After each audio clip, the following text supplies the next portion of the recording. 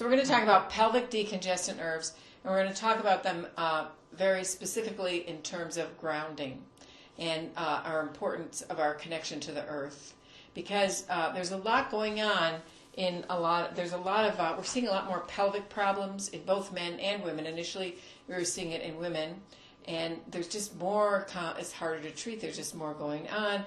And we all know that we have these group of chemicals called endocrine disruptors in the world that are quite a lot of them, including plastics and a lot of the pesticides and so forth are endocrine disruptors. That's how they work. So whenever we're treating anything in the pelvis, I'm always looking also at the liver.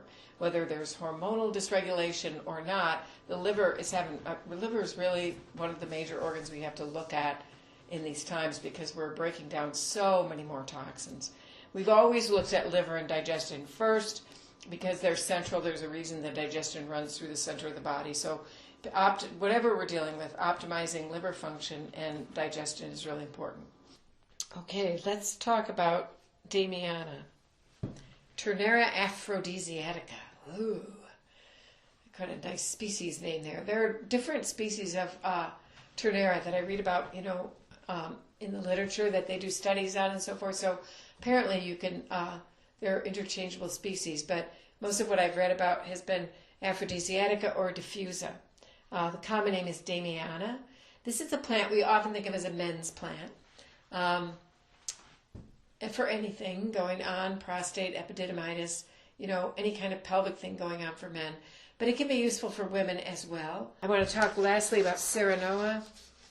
Ceanothus is another one we think of as a men's herb.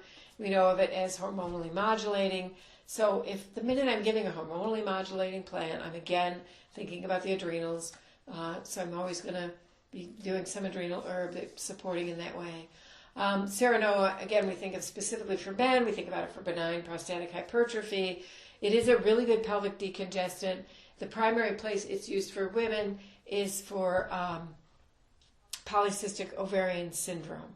And that is going to be more when there's a hirsutism, the higher androgens, because this plant really helps to modulate androgen metabolism.